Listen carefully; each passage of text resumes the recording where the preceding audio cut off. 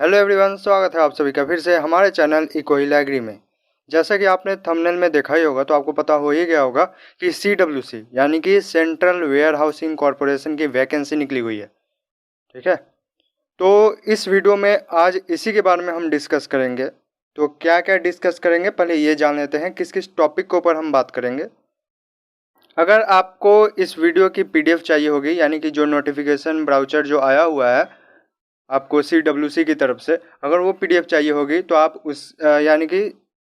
उसके CWC के site पे जाके डाउनलोड कर सकते हैं, वहाँ पे दिया हुआ है। नहीं तो मैं भी डिस्क्रिप्शन बॉक्स में आपको लिंक प्रोवाइड कर दूंगा, या फिर डिस्क्रिप्शन बॉक्स में ही अलग से लिंक दे दूंगा आपको मेरे व्हाट्सएप ग्रुप की या फिर टेलीग्राम ग्रुप की, टेलीग्राम चैनल की। तो वहाँ पे आप जाकर ये जो PDF है वो आप डाउनलोड कर सकते हैं, इसकी नोटिफिकेशन की जो PDF है।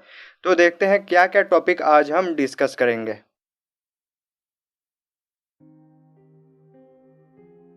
तो सबसे पहला, सबसे इम्पॉर्टेंट, नंबर ऑफ वैकेंसी, यानी कितनी पोस्ट है, कितनी वैकेंट सीट है, कितनी वैकेंसी निकली है, CWC ने कितनी वैकेंसी निकाली है वो देखेंगे।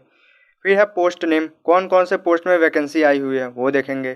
फिर है एज लिमिट कितनी होगी।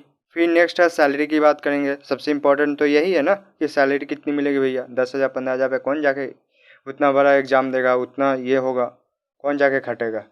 तो फिर सैलरी कितनी होगी वो देखेंगे, उस पर बातें करेंगे। फिर है फिजिकल रिक्वायरमेंट है कि नहीं, ये डिस्कस करेंगे।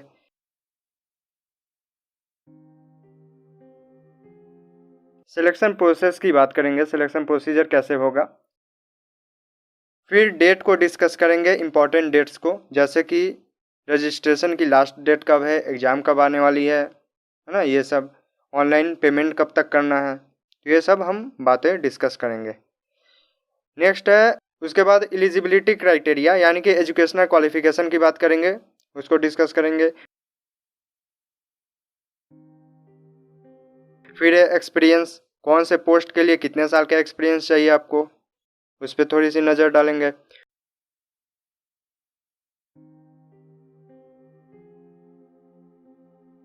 नेक्स्ट है आपको एज रिलैक्सेशन की बात करेंगे, किस किस कास्ट में कितने कितने एज का रिलैक्सेशन मिला है, 5 साल, 10 साल, 7 साल, 3 साल।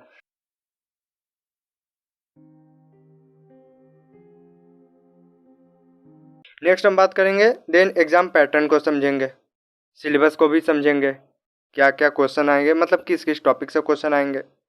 फिर बातें करेंगे हम नेगेटिव मार्किंग कितनी है भी कि नहीं, अगर है भी मतलब कि कितने क्वेश्चन गलत करेंगे तो कितने मार्क्स हमारे काटे जाएंगे।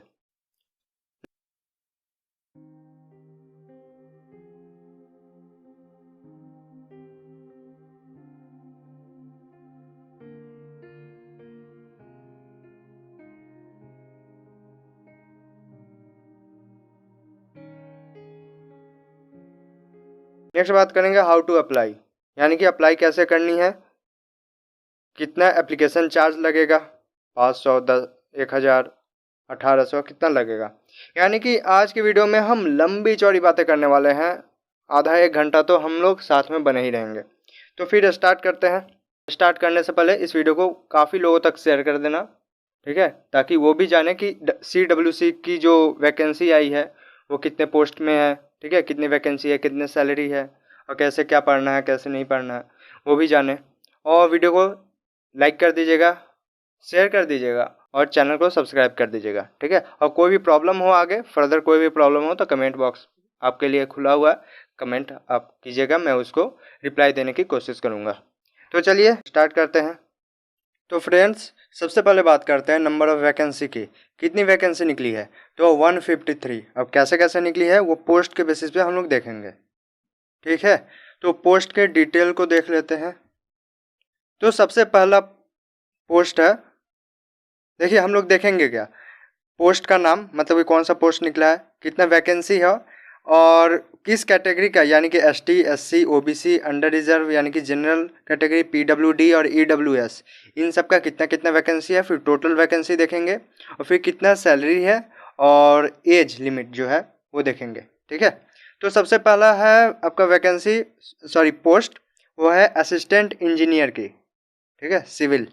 तो इसका जो वैकेंसी है SC का है, शेड्यूल कास्ट का है 2 वैकेंसी, ST का है, शेड्यूल ट्राइब का है 1 वैकेंसी, OBC का है 4 वैकेंसी और जनरल का है 10। सबसे ज़्यादा आपको जनरल का ही मिलेगा।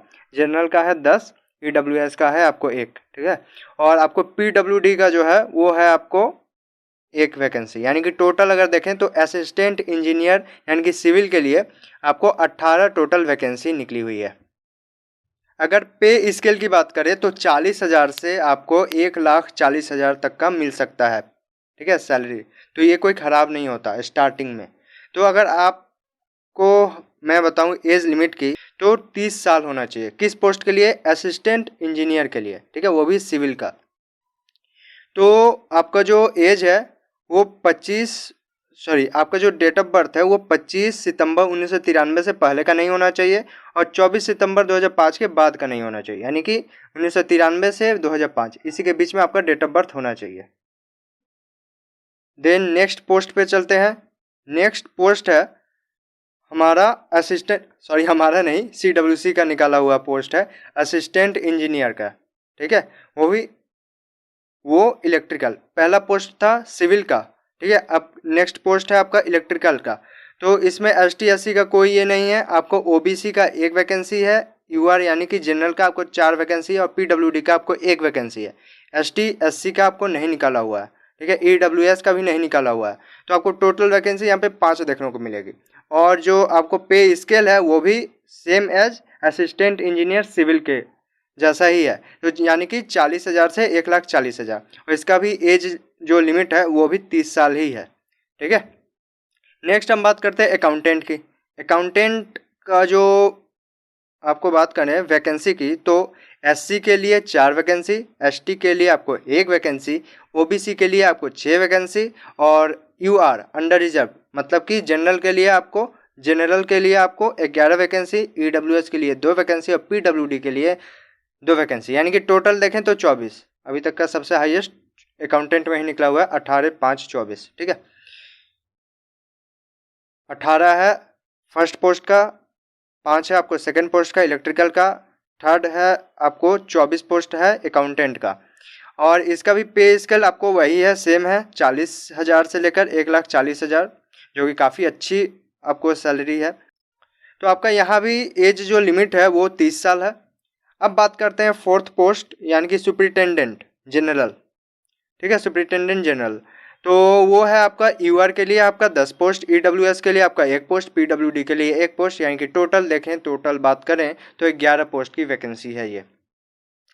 तो अगर इसकी पे स्केल की बात करें, सैलरी की बात करें तो 40,000 से 1,40,000 और इसकी एज लिमिट वही है, सेम है, 30 साल।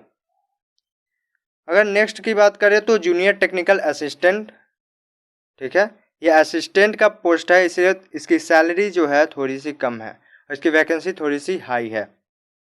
तो इसका जो SC के लिए 17 पोस्ट और ST के लिए 5 पोस्ट, OBC के लिए 18 पोस्ट, UR यानी कि जनरल के लिए आपको 33 पोस्ट सबसे हाईएस्ट और EWS के लिए आपको 8 यानी कि 8 पोस्ट है और PWD के लिए आपको 4 पोस्ट है, यानी कि टोटल अगर देखें तो 81 पोस्ट, ठीक है।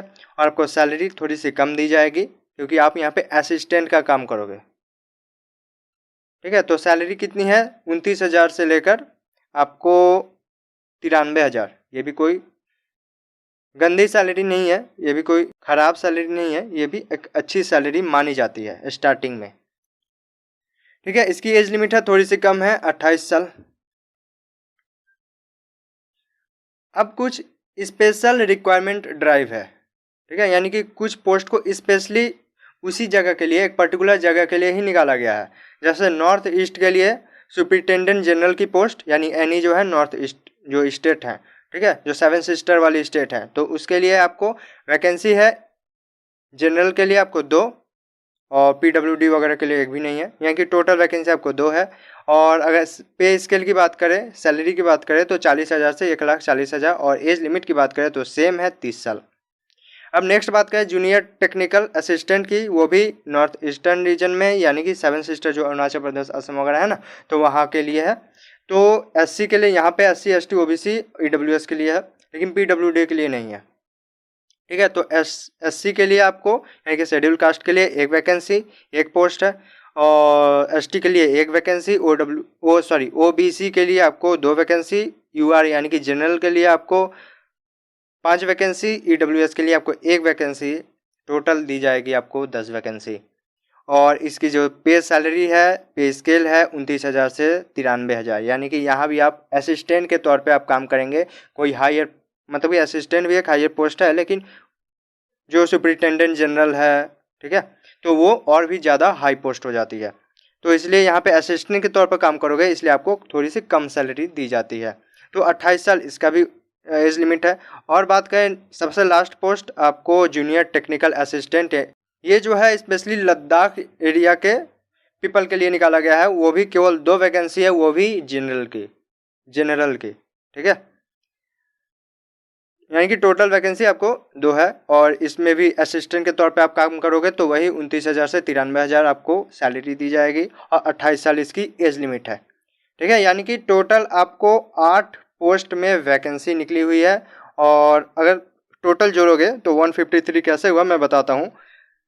फर्स्ट पोस्ट की 18 प्लस सेकेंड पोस्ट की 5 प्लस थर्ड पोस्ट की आपको 24, फोर्थ पोस्ट की आपको 11, फिफ्थ पोस्ट की आपको 81 एंड सिक्स्थ पोस्ट की आपको 2 वैकेंसी, सेवेंथ की 10 और एट्थ की भी 2, यानी टोटल जोड़ के तो 153 वैकेंसी आपको निकाली गई है CWC के द्वारा, यानी कि सेंट्रल वेयर हाउसिंग कॉरपोरेशन के द्वारा।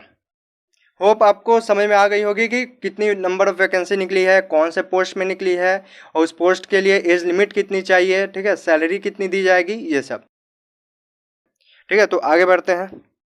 हाँ, तो अब है सबसे इम्पॉर्टेंट चीज़, यानी कि सिलेक्शन प्रोसेस, ठीक है। तो पोस्ट कोड दिया हुआ है, उसका सिलेक्शन प्रोसेस दिया हुआ है। पोस्ट कोड 1 2 3 4, यानी कि 1 पोस्ट कोड किसके लिए है, assistant engineer civil. Second post code जो है post code 2 assistant engineer electrical.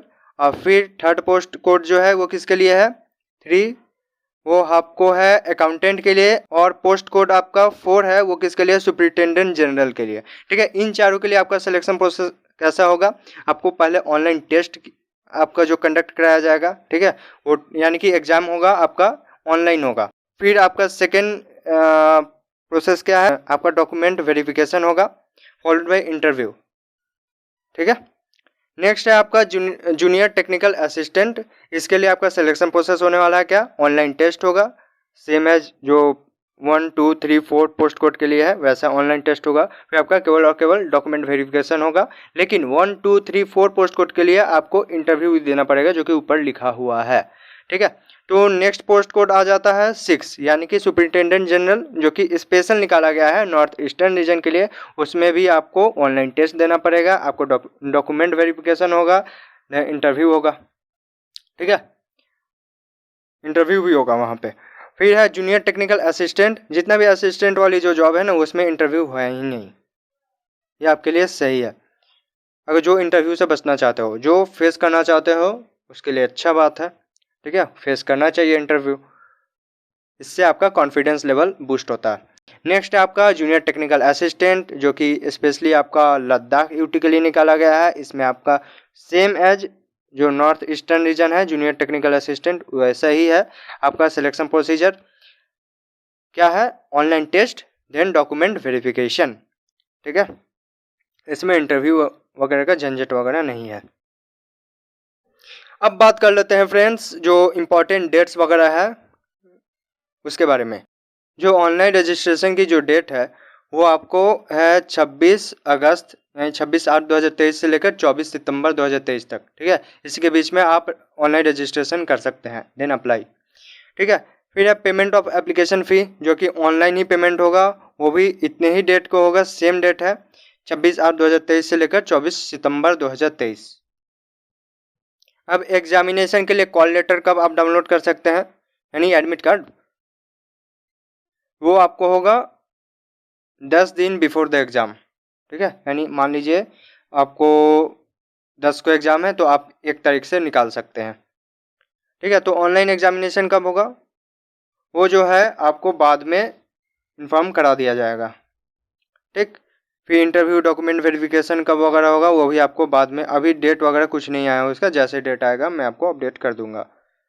Okay, तो अब बात करते हैं एलिजिबिलिटी क्राइटेरिया की। तो सबसे पहले तो आप इंडियन होने चाहिए, ठीक है। अगर आप इंडियन नहीं है तो कौन से देश वाले लोग इसमें अप्लाई कर सकते हैं? तो सबसे पहला है नेपाल, देन है भूटान, देन है जो तिब्बतन रिफ्यूजी थे ना, जो कि 1 जनवरी 1962 के पहले आए थे, तो वो। नेक्स्ट है आपकी बात करें एजुकेशनल क्वालिफिकेशन की, तो एज ऑन 24 सितंबर 2023 अगर बात करें पोस्ट की, तो असिस्टेंट इंजीनियर यानी कि सिविल वाले लोग का एजुकेशनल क्वालिफिकेशन होना चाहिए सिविल इंजीनियरिंग में डिग्री, यानी बीटेक सिविल इंजीनियर, ठीक है। अगर असिस्टेंट इंजीनियर इलेक्ट्रिकल पोस्ट की बात करें तो वही इलेक्ट्रिकल इंजीनियरिंग में आप बीटेक होने चाहिए, एक्सपीरियंस दोनों में नहीं चाहिए, ठीक है। अगर अकाउंटेंट की बात करें तो 3 साल का एक्सपीरियंस चाहिए आपको, बीकॉम या फिर बीए कॉमर्स होने चाहिए। अगर सुपरिटेंडेंट जनरल की बात करें तो आपको पोस्ट ग्रेजुएट किसी भी सब्जेक्ट से पोस्ट ग्रेजुएट आपका होना चाहिए, यानी कि एमएससी, ठीक है, पीजी, और इसके लिए भी एक्सपीरियंस नील यानी कि नहीं चाहिए। जूनियर टेक्निकल असिस्टेंट की बात करें तो डिग्री एग्रीकल्चर में होने चाहिए, ये हम लोग के काम का है, ठीक है। डिग्री एग्रीकल्चर में होना चाहिए, जूलॉजी, केमिस्ट्री या फिर बायोकेमिस्ट्री, किसी भी एक सब्जेक्ट से आपका डिग्री यानी कि बीएससी होना चाहिए, बात खत्म। एक्सपीरियंस 0 सन्नाटा यानी नील, यानी नहीं चाहिए एक्सपीरियंस। एक और बेनिफिट इस पोस्ट का ये है, थोड़ी सी सैलरी तो कम है लेकिन इंटरव्यू आपको नहीं देना पड़ेगा, ठीक है। नेक्स्ट आपका एजुकेशनल क्वालिफिकेशन है सुपरिटेंडेंट जनरल, यानी कि जो नॉर्थ ईस्ट जो स्पेशल वाले थे उनके लिए है पोस्ट ग्रेजुएट यानी कि एमएससी होना चाहिए, किसी भी डिसिप्लिन से, किसी भी सब्जेक्ट से, एक्सपीरियंस 0, यानी एक्सपीरियंस नहीं खोज रहा है यहाँ पे। जूनियर टेक्निकल असिस्टेंट की पोस्ट की बात करें नॉर्थ ईस्ट वाले ही, तो एग्रीकल्चर से डिग्री होने चाहिए और एक्सपीरियंस नहीं चाहिए, ठीक है। फिर अगर जूनियर टेक्निकल असिस्टेंट की बात करें वो भी लद्दाख वाले रीजन की, तो इसमें भी एग्रीकल्चर चाहिए, जूलॉजी से डिग्री चाहिए, केमिस्ट्री या फिर बायोकेमिस्ट्री, किसी भी एक से अगर आप बीएससी किए हों, वो भी रिकॉग्नाइज्ड यूनिवर्सिटी या फिर कॉलेज से, तो ही आप इसमें मतलब तो ही आपका एजुकेशनल क्वालिफिकेशन फुलफिल होगा, आप फिलअप कर सकते हैं फॉर्म। एक्सपीरियंस नहीं चाहिए यहाँ पे भी। अब बात करते हैं एज रिलैक्सेशन की, ठीक है। तो शेड्यूल्ड कास्ट यानी कि SC ST के लिए आपको 5 साल का रिलैक्सेशन मिलेगा, यानी कि 30 साल है, ठीक है। मैक्सिमम एज लिमिट आपका अगर 30 साल है किसी पोस्ट के लिए, तो आप 35 साल तक फिलअप कर सकते हैं। तो OBC के लिए 3 साल है, ठीक है। PWD के लिए 10 साल है, यानी कि 40 साल तक वो फॉर्म फिलअप कर सकता है। तो एक्स सर्विसमैन जो कि सर्विस से रिटायर हो गए हैं, तो उनके लिए 5 साल आपका एज रिलैक्सेशन दिया गया है, ठीक है। और एक्स सर्विसमैन जो 578 पोस्ट कोड के लिए है, ठीक है, केवल उसी के लिए, तो उनको केवल 3 साल का ही एज रिलैक्सेशन दिया गया है। अगर पर्सनल अफेक्टेड बाय 1984 का जो राइट हुआ था ना, दंगा, अगर उससे कोई पर्सन अफेक्टेड है तो उसको 5 साल का दिया जाएगा एज रिलैक्सेशन। नेक्स्ट आपको बात करें सबसे इंपॉर्टेंट कि सिलेबस के बारे में, एग्जाम पैटर्न को समझेंगे, ठीक है। तो एक एक पोस्ट का समझेंगे अलग अलग से। तो सबसे पहला पोस्ट कौन सा था? असिस्टेंट इंजीनियर, यानी कि सिविल और इलेक्ट्रिकल की दोनों की सेम है, ठीक है। क्या जो एग्जाम होगा उसका सिलेबस, तो सबसे पहला है reasoning and computer aptitude, 20 question आएंगे 20 मार्क्स के, यानी पर क्वेश्चन 1 नंबर का, ठीक है। मीडियम ऑफ एग्जाम हिंदी और इंग्लिश दोनों में होगा, बाइलिंगुअल होगा, और टाइम 25 मिनट इसके लिए 20 क्वेश्चन बनाने के लिए आपको दिए जाएंगे। नेक्स्ट आपकी बात करें इंग्लिश लैंग्वेज की, इंग्लिश का पेपर आएगा तो 25 क्वेश्चन होगा, 25 मार्क्स का। मीडियम तो ऑब्वियस सी बात है, इंग्लिश का पेपर है तो भाई इंग्लिश का ही मीडियम होगा, यानी 25 क्वेश्चन 25 मार्क्स का, 1 मार्क्स 1 क्वेश्चन के लिए। नेक्स्ट है आपको मतलब कि 25 मिनट आपको दिए जाएंगे ये 25 क्वेश्चन बनाने के लिए। नेक्स्ट आपको data analysis, interpretation and quantitative aptitude, यानी कि मैथ की बात करें तो 25 क्वेश्चन इससे भी आएंगे, और 25 नंबर के ही 25 मार्क्स के, हिंदी इंग्लिश दोनों बाइलिंगुअल होगा, और 30 मिनट आपको दिया जाएगा। और जनरल अवेयरनेस यानी कि जीके जीएस जो भी है, ठीक है, हिस्ट्री सिविक्स पॉलिटी ज्योग्राफी जो भी है, तो उससे 20 क्वेश्चन आएंगे। करंट अफेयर भी इसमें आ जाता है, उसमें 20 क्वेश्चन आएंगे, आपका 20 नंबर का होगा, हिंदी इंग्लिश बाइलिंगुअल, ठीक है। 15 मिनट यहाँ पे दिए जाएंगे। प्रोफेशनल नॉलेज यानी कि जो आपके फील्ड का नॉलेज होगा, जो आप B Tech engineering B Tech civil engineering और इलेक्ट्रिकल इंजीनियरिंग से आपने बीटेक किया है, तो वहां से क्वेश्चन आपको उठ के आएंगे। तो 55 क्वेश्चन दिए जाएंगे 110 मार्क्स के, ठीक है। नहीं, एक क्वेश्चन 2 नंबर का, तो वो वहां भी आपको बाइलिंगुअल में ही आपको मीडियम होगा एग्जाम का क्वेश्चन का। तो टाइम दिया जाएगा 55 मिनट, यानी कि एक क्वेश्चन 2 मार्क्स का और एक क्वेश्चन 1 मिनट में आपको सॉल्व करना होगा। तो प्रोफेशनल नॉलेज में देख लेते हैं कौन कौन सा सिलेबस है, कौन कौन सा सब्जेक्ट पढ़ना है। तो सबसे पहला सब्जेक्ट है सिविल के लिए, तो स्ट्रक्चरल इंजीनियरिंग 20 नंबर का, आपको जियो टेक्नोलॉजिकल इंजीनियरिंग, जियोमेट्रिक इंजीनियरिंग आपको 20 नंबर का, वाटर रिसोर्स इंजीनियरिंग 10 नंबर का, इन्वायरमेंटल इंजीनियरिंग आपको 10 नंबर का, ट्रांसपोर्टेशन इंजीनियरिंग वो 20 नंबर का, और सर्वेइंग, ठीक है, तो 10 नंबर का। और फिर आपको प्रोजेक्ट मैनेजमेंट एंड प्लानिंग पढ़ना है 10 मार्क्स का, और कंक्रीट टेक्नोलॉजी एंड प्रेस्ट्रेस्ड कंक्रीट, ठीक है, 10 नंबर का। ये आपका जो बैकग्राउंड है वो आप समझते होंगे मेरे से अच्छे से आप ज़्यादा अच्छे से समझ सकते हैं, ठीक है। तो आप इसको देख लेना क्या क्या पढ़ना है, पीडीएफ तो मैं बता ही दूंगा आपको कैसे मिलेगा, स्टार्टिंग में मैंने बता ही दिया था। अब हम बात कर लेते हैं असिस्टेंट इंजीनियर के सिलेबस की, वो भी इलेक्ट्रिकल इंजीनियर की, ठीक है। तो सबसे पहला है आपका सब्जेक्ट प्रोफेशनल जो कोर्स था ना, प्रोफेशनल जो नॉलेज का एग्जाम होगा सबसे लास्ट वाला, तो उसके लिए इलेक्ट्रिकल सर्किट 17 नंबर का, इलेक्ट्रोमैग्नेटिक फील्ड 7 मार्क्स का, सिग्नल एंड सिस्टम 7 मार्क्स का, इलेक्ट्रिकल मैकेनिक्स वो 16 नंबर का यानी 16 मार्क्स का, और फिर पावर सिस्टम 17 नंबर का 17 मार्क्स का, फिर है आपका control system 16 marks, electrical and electronic measurement 16 marks, analogue and digital electronics 7 marks, power electronics 7 marks, ठीक है। ये आपका प्रोफेशनल कोर्स का जो प्रोफेशनल नॉलेज है उसके एग्जाम का ये आपको मैंने सिलेबस बता दिया। ये आप अच्छे तरीके से, मेरे से ज़्यादा अच्छे तरीके से जानते होंगे, क्योंकि मैं किसी और बैकग्राउंड से हूँ, आप इंजीनियरिंग बैकग्राउंड से होंगे तो अच्छे से समझ सकते होंगे प्रोफेशनल नॉलेज में क्या क्या पूछ सकता है। तो है अकाउंटेंट जो है उसका जो पोस्ट है रीजनिंग एंड कंप्यूटर एप्टीट्यूड, उसका 40 नंबर का आएगा, 40 क्वेश्चन आएंगे 40 मार्क्स के, 2 बाइलिंगुअल होंगे यानी हिंदी लैंग्वेज और इंग्लिश लैंग्वेज दोनों में 45 मिनट आपको दिया जाएगा 40 क्वेश्चन बनाने के लिए। 3 घंटे का एग्जाम होगा अकाउंटेंट का, और असिस्टेंट इंजीनियर का आपको 2.5 घंटे का, ठीक है।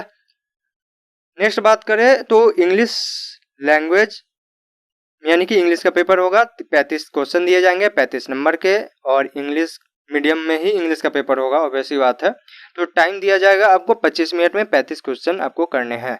नेक्स्ट आपको मैथ यानी कि data analysis, interpretation and quantitative aptitude, तो 40 क्वेश्चन है 40 नंबर के, हिंदी और इंग्लिश दोनों लैंग्वेज में है, 45 मिनट आपको दिए जाएंगे 40 क्वेश्चन बनाने के लिए।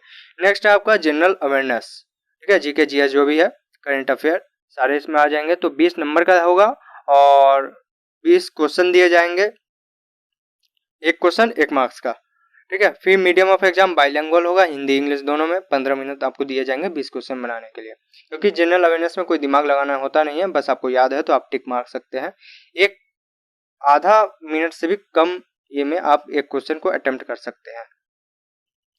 तो है प्रोफेशनल नॉलेज यानी अकाउंटेंट जो बीकॉम बीए इन कॉमर्स आप किए होंगे, तो उस बैकग्राउंड से आपको 65 क्वेश्चन दिए जाएंगे 65 नंबर के, ठीक है। एक क्वेश्चन 1 नंबर का, ये बाइलिंगुअल होगा, हिंदी इंग्लिश दोनों में, 50 मिनट आपको दिए जाएंगे ये 65 क्वेश्चन अटेम्प्ट करने के लिए। यानी कि टोटल देखें तो 200 क्वेश्चन 200 नंबर का 3 घंटे का एग्जाम होगा। तो इसका भी प्रोफेशनल नॉलेज हम लोग चेक कर लेते हैं कि क्या क्या पूछा जाएगा, थोड़ा सा डिस्कस कर लेते हैं। तो है सबसे पहला है फाइनेंशियल अकाउंटिंग 35 नंबर का, टैक्सेशन 20 नंबर का, ऑडिटिंग है आपका 10 नंबर का पूछेगा। हाँ, बस इसी 3 से पूछा जाएगा, 35, 20 और 10, ठीक है। टोटल देखे तो कितना हुआ 65। अब है सुपरिटेंडेंट जनरल, ठीक है। इसके लिए आपको रीजनिंग एंड कंप्यूटर एप्टीट्यूड आपको 50 क्वेश्चन दिया जाएगा 50 मार्क्स का, एक क्वेश्चन 1 नंबर का, हिंदी इंग्लिश दोनों में बाइलिंगुअल होगा। टाइम कितना दिया जाएगा 50 नंबर, सॉरी 50 मिनट दिया जाएगा 50 क्वेश्चन बनाने के लिए, और एक क्वेश्चन 1 नंबर का होगा। अगर इंग्लिश की बात करें तो इंग्लिश में ही दिया जाएगा, वो मीडियम ऑफ एग्जाम इंग्लिश में ही लिया जाएगा। 50 क्वेश्चन यहाँ भी रहेंगे और 50 नंबर के, यानी एक क्वेश्चन 1 नंबर का, और 30 मिनट दिया जाएगा आपको 50 क्वेश्चन सॉल्व करने के लिए, अटेम्प्ट करने के लिए। नेक्स्ट आपका data analysis, interpretation and quantitative aptitude, यानी क्वांट या फिर मैथ बोलो।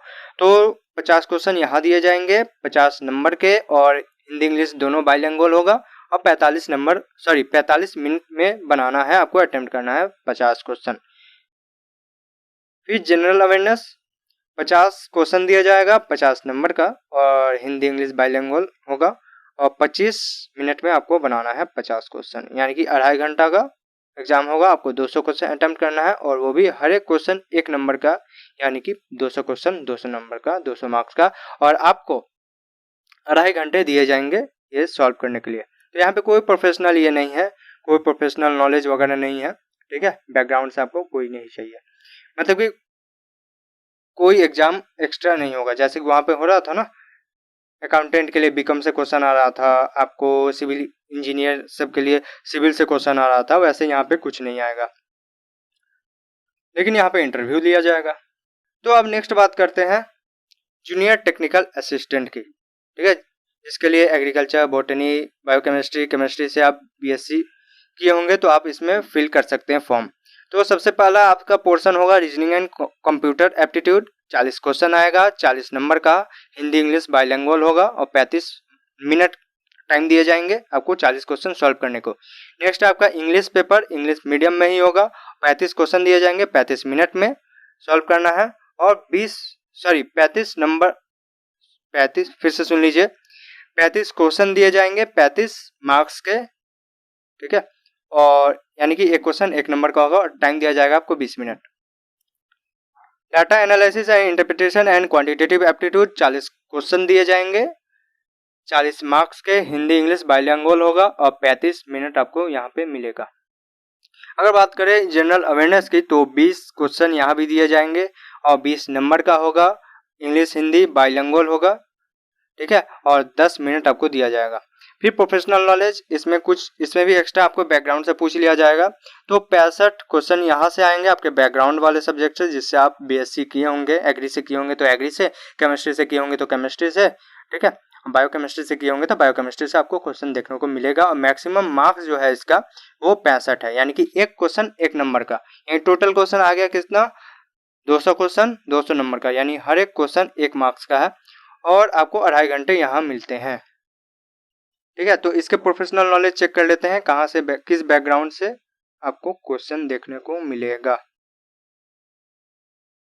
देखिए, बेसिक एग्रीकल्चर से आपको 20 नंबर का देखने को मिलेगा, क्रॉप प्रोडक्शन आएगा, फिर एनिमल हस्बेंड्री से क्वेश्चन आएगा, प्लांट प्रोटेक्शन से क्वेश्चन आएगा, एग्रीकल्चर एक्सटेंशन से क्वेश्चन आएगा, हॉर्टिकल्चर, एग्रीकल्चर इकोनॉमिक्स, ठीक है। जो एग्रीकल्चर ब्रांच के होंगे वो पता होगा उनको इसमें क्या पढ़ना रहता है, ठीक। बॉटनी से है तो बॉटनी से 10 नंबर का क्वेश्चन आएगा, सेल बायोलॉजी, ठीक है, उसमें आएगा क्या tissue, organ system, genetics, plant classification, diversity, ecology, life process, ठीक है, ये हो गया सेल बायोलॉजी का पोर्शन। अब लाइफ प्रोसेस का पोर्शन है फोटोसिंथेसिस, रेस्पिरेशन, सर्कुलेशन और मूवमेंट, ठीक है, यहाँ से क्वेश्चन आएगा 10 नंबर का। फिर है जूलॉजी से 20 नंबर का क्वेश्चन आएगा। इंसेक्ट में जूलॉजी में क्या आएगा, पहला पोर्शन है इंसेक्ट, उसमें इंसेक्ट का मॉर्फोलॉजी, फिजियोलॉजी पढ़ना है, फिर इंसेक्ट का टैक्सोनॉमी जो है उसमें पढ़ना है, उसके बारे में पढ़ना है, फिर organ system, heredity and variation, ये सब पोर्शन से क्वेश्चन आएंगे। फिर है आपका माइक्रो ऑर्गेनिज्म से क्वेश्चन आएंगे, स्टोरेज एंड पब्लिक हेल्थ से क्वेश्चन आएगा, फिर आपको इंसेक्ट एंड रोडेंट्स जो होते हैं वहां से क्वेश्चन आएंगे, और फिर इंसेक्टिसाइड, टॉक्सिकोलॉजी, इस सबसे क्वेश्चन आएगा आपको देखने को मिलेगा। नेक्स्ट आपका है केमिस्ट्री, वहां से आपको 10 नंबर का क्वेश्चन देखने को मिलेगा, 10 मार्क्स का आएगा, 10 मार्क्स का। तो केमिकल बॉन्डिंग से क्वेश्चन पूछेगा उठाकर, ऑर्गेनिक केमिस्ट्री पूछेगा, इनऑर्गेनिक केमिस्ट्री पूछेगा, बायोकेमिस्ट्री पूछेगा, ठीक है, बेसिकली इन चारों से पूछेगा। अब फिजिक्स की बात करें तो फिजिक्स में 5 नंबर का ही आएगा, यानी 5 क्वेश्चन, 1 नंबर का एक क्वेश्चन था ना, तो 5 क्वेश्चन आएगा यहाँ से। तो motion, force and energy, electricity, magnetism, light and sound, और फिर थर्मोडाइनेमिक्स, मेजरमेंट, ये 6-7 टॉपिक में से आएगा। यानी कि टोटल देखें तो 5 सब्जेक्ट आपको यहाँ पे एक्स्ट्रा पढ़ने पड़ेंगे। बेसिक एग्रीकल्चर आपको पढ़ना पड़ेगा, बॉटनी पढ़ना पड़ेगा, जूलॉजी पढ़ना पड़ेगा, केमिस्ट्री और फिजिक्स। ठीक है, ये 5 तो 20 10 20 10 5 यानी कि 65 क्वेश्चन 65 नंबर के। ठीक है, तो अब देखते हैं नेगेटिव मार्किंग की। क्या इसमें नेगेटिव मार्किंग होता है? जी हाँ, ऑब्वियस सी बात है, होगा, कंपटीशन कम करने। तो कितना नेगेटिव मार्किंग है? तो 1/4 है, यानी 25%। अगर आप 4 क्वेश्चन गलत करते हो तो आपको 1 नंबर डिडक्ट कर लिया जाएगा, काट लिया जाएगा। ठीक है, और एक इम्पॉर्टेंट बात कि अगर आपने किसी क्वेश्चन का आंसर किया ही नहीं है तो बहुतों के मन में डाउट होता है, बहुतों के दिमाग में डाउट आता है कि क्या उसका भी नंबर कटेगा? जी नहीं, उसका नंबर नहीं कटेगा आपको। ठीक है, अगर गलत आंसर टिक कर दो तब जाके कटेगा, नहीं तो नहीं कटेगा। अगर सही आंसर टिक कर दो तो वाह वाह, आपको 1 नंबर मिल जाएगा। तो देखते हैं, तो यहाँ पे हो गया आपका क्या कि रॉन्ग आंसर के लिए क्या पेनल्टी होगा, क्या नेगेटिव मार्किंग होगा, क्या होगा। ठीक, तो याद रखना ये ऑब्जेक्टिव टेस्ट होगा। ठीक है, एमसीक्यू बेस्ड। इसके बाद है कि अगर आपने टेस्ट जो एमसीक्यू टेस्ट है, ऑब्जेक्टिव वाइज टेस्ट जो है वो पास कर लिया तो आपको इंटरव्यू के लिए कॉल आएगा। जिस पोस्ट के लिए इंटरव्यू होगा, ठीक है, जनरल असिस्टेंट वाले के लिए इंटरव्यू नहीं है, सॉरी जूनियर असिस्टेंट वालों के लिए इंटरव्यू नहीं है, तो उसके लिए उन लोगों के लिए डायरेक्ट आपका डॉक्यूमेंट वेरिफिकेशन के लिए कॉल आएगा, मैसेज आएगा। ठीक है, हाँ, तो अब सबसे लास्ट आपको एप्लीकेशन फी के बारे में बता देते हैं। तो आपको मेल कैंडिडेट, ठीक है, जो कि EWS UR और OBC कैटेगरी में आएंगे तो उनके लिए है 1250 रुपया लगेगा। ठीक है, एप्लीकेशन फी आपको 850 रुपया लगेगा और इंटीमेशन चार्ज आपको 400 रुपया। और ST SC PWD ex serviceman और वीमेन के लिए सबसे अच्छी बात है, एप्लीकेशन चार्ज ही नहीं लगेगा। ठीक है, जाके ऐसे एग्जाम दे दो, लेकिन 400 रुपया आपको इंटीमेशन चार्ज देना पड़ेगा, यानी कि टोटल आपको 400 रुपया। वीमेन के लिए तो सही है भाई। तो 1250 रुपया मेल कैंडिडेट, वो भी UR यानी कि जनरल और EWS OBC के लिए। ठीक, और ST SC PWD ex serviceman और वीमेन को एक भी चार्ज देने का जरूरत नहीं है, बस इंटीमेशन चार्ज आपको 400 रुपये लगेगा। तो ये था आपको आज का वीडियो, यहाँ पे हम खत्म करते हैं। तो अगर वीडियो पसंद आई हो तो लाइक कीजिए, चैनल को सब्सक्राइब कीजिए, औरों को भी ये वीडियो शेयर कीजिए ताकि दूसरों को भी पता चले। तो फिर मिलते हैं नेक्स्ट वीडियो में कोई नए टॉपिक के साथ। तो तब तक के लिए जय हिंद,